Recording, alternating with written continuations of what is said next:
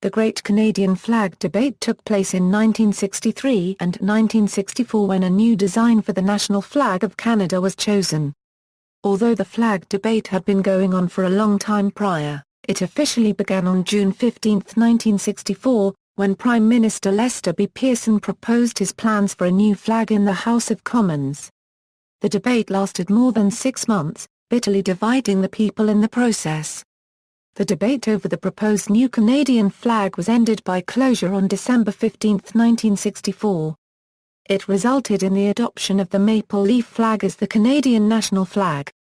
The flag was inaugurated on February 15, 1965, and since 1996, February 15 has been commemorated as Flag Day. Prelude.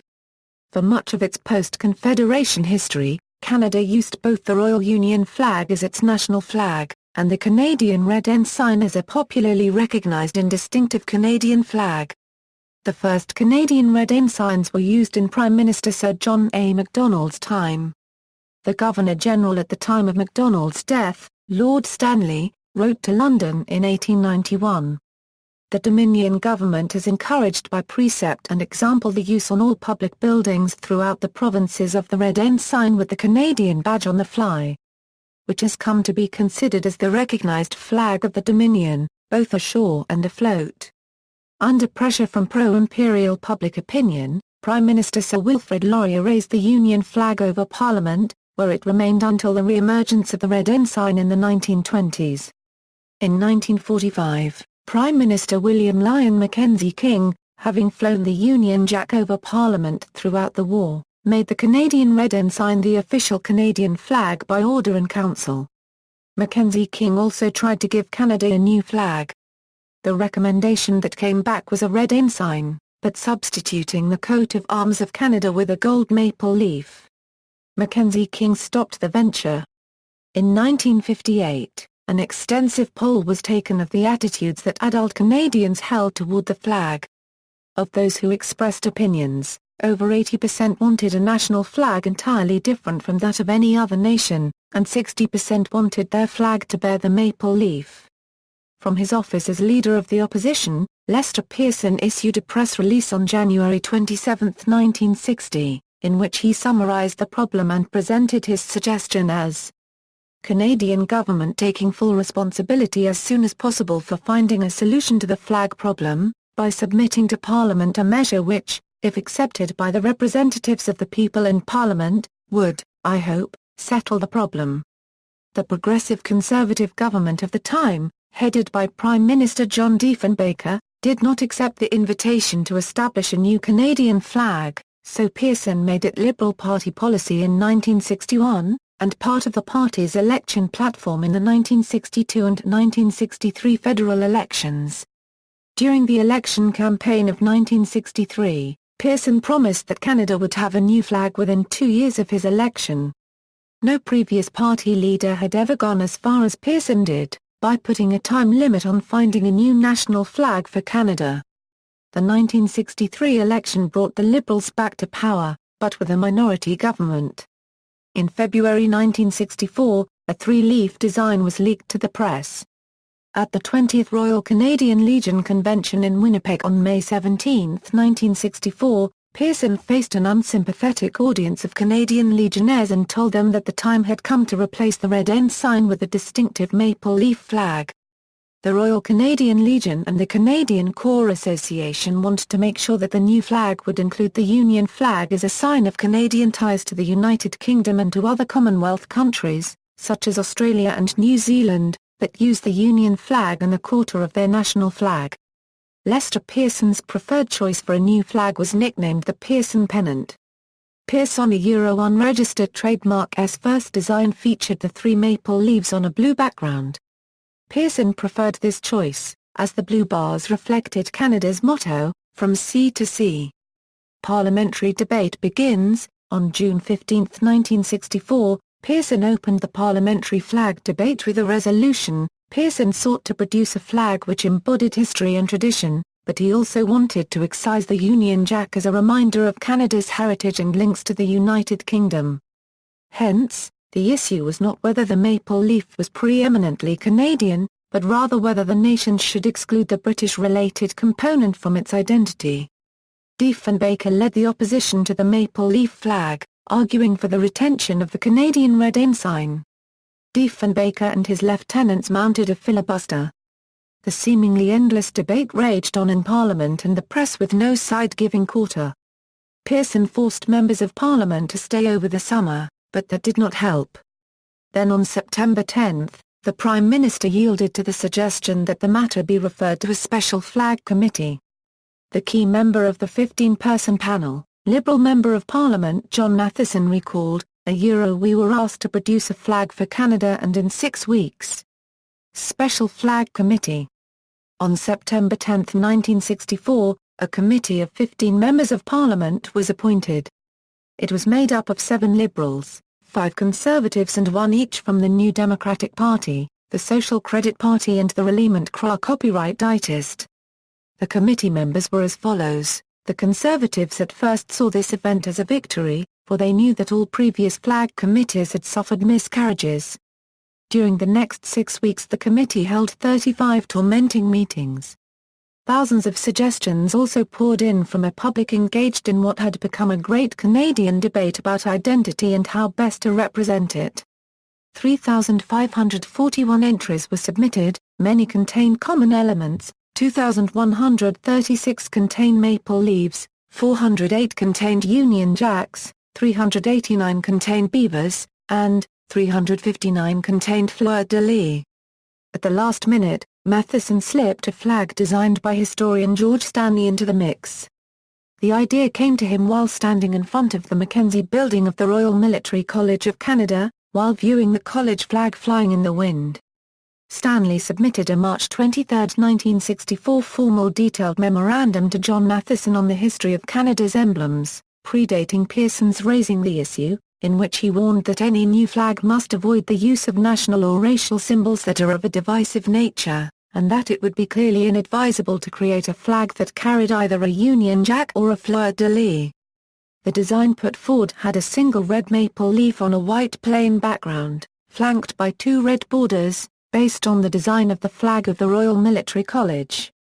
The voting was held on October 22, 1964, when the committee Unregistered Trademark S final contest pitted Pearson Unregistered Trademark S pennant against Stanley Unregistered Trademark S.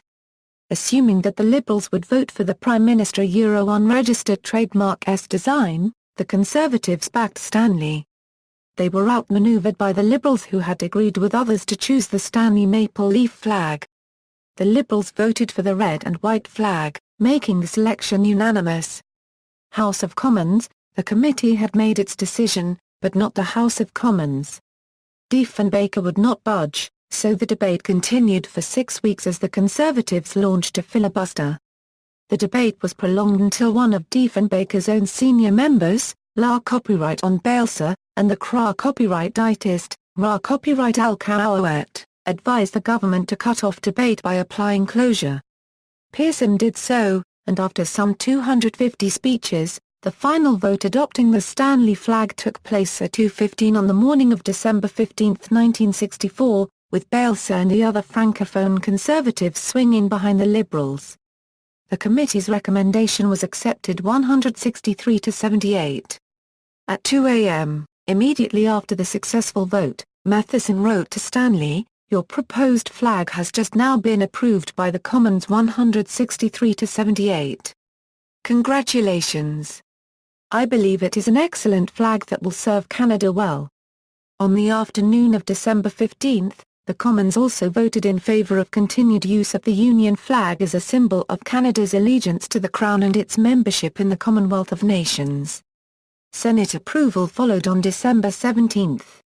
The Royal Union flag, as it would be officially termed, would be put alongside the new flag on days of Commonwealth significance. Aftermath: Queen Elizabeth II approved the maple leaf flag by signing a royal proclamation on January 28, 1965, when both Prime Minister Pearson and Leader of the Opposition Diefenbaker were in London attending the funeral of Sir Winston Churchill.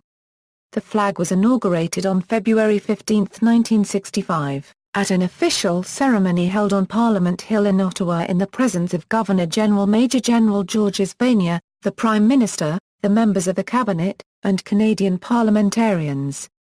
Also throughout Canada, at the United Nations in New York City, and at Canadian legations and on Canadian ships throughout the world, the Canadian Red Ensign was lowered and the maple leaf flag was raised. As journalist George Bain wrote of the occasion, the flag looked bold and clean, and distinctively our own. Attachment to the old Canadian red has persisted among many people, especially veterans. In 1967, the Canadian government first used the Canadian coat of arms on a red flag for the nation's centennial celebrations. It was designed to appeal to those who were used to the red ensign and had not yet become accustomed to the maple leaf flag. The Canadian red ensign itself can sometimes be seen today in Canada, often in connection to veterans associations. In addition, the provinces of Manitoba and Ontario adopted their own versions of the red ensign as their respective provincial flags in the wake of the national flag debate. On the other hand, Newfoundland used the Union flag as its provincial flag from 1952 until 1980. The blue triangles on the new flag adopted in 1980 are meant as a tribute to the Union flag. British Columbia's flag, which features the Union flag in its top portion, was introduced in 1960 and is actually based on the shield of the provincial coat of arms, which dates back to 1906. Hence, both Newfoundland's use of the Union flag and the adoption of BC's flag are unrelated to the Great Flag debate. Since 1996, February 15 has been commemorated as National Flag of Canada Day in Canada. See also: History of Canada, Australian flag debate, New Zealand flag debate, Northern Ireland flags issue, Flag of Manitoba, Flag of Ontario. Notes. Bibliography, Albinski, H.S. Politics and Biculturalism in Canada, The Flag Debate. Australian Journal of Politics and History, 13. 169 Euro 188. Band, C.P. and Stovall, E.L. Our Flag, A Concise Illustrated History. Toronto, Ontario, Musson Book Company. Canada House of Commons. December 14, 1964 session. Debates 11,075 Euro 11,086. Pearson's speech of June 15, 1964 can be found in its entirety in the Canada House of Commons Debates, 4, pages 4,306 Euro 4309, 4319 Euro 26. Champion, C.P. A Very British Coup, Canadianism, Quebec, and Ethnicity in the Flag Debate, 1964 Euro 1965. Journal of Canadian Studies 40.368 Euro 99 http, Find articles com articles 200,610 pg1, Champion, C.P. The Strange Demise of British Canada, The Liberals and Canadian Nationalism 1964-68. McGill Queen's University Press, 2010. Diefenbaker, J.G. The Tumultuous Years 1962 Euro 1967 in One Canada, Memoirs of the Right Honourable John G. Diefenbaker. Scarborough, Ontario, Macmillan v. 3. Fraser, A.B. A Canadian Flag for Canada. Journal of Canadian Studies, v. 25. 64 Euro 79. Fraser, A.B. The Flags of Canada http, Fraser's Index HTML, Granatstein, J.L. Canada, 1957 Euro 1967, The Years of Uncertainty and Innovation. Toronto, Ontario, McClellan and Stewart. Kelly, K. Closure Day in Parliament, Flag Debate May Die in Commons, Revive in Senate. Chronicle Herald, December 15, 1964. 1, 6. Matheson, J.R. Lester Pearson and the Flag, 1960 Euro 1964 Incarnada Euro Unregistered Trademark S Flag, A Search for a Country http, Collections at GCCA HTML Contents HTM, Stanley, GFG. The Story of Canada's Flag, A Historical Sketch. Toronto, Ryerson Press. Flag Debate in the Canadian Encyclopedia, The Flags of Canada, by Alistair B. Fraser. Canada, Flag Proposals, Dr. George F. G. Stanley's Flag Memorandum, March 23, 1964. External links, CBC Digital Archive The Great Canadian Flag Debate, Story of the Red Ensign, Great Flag Debate continues over Vimy Ridge Anniversary.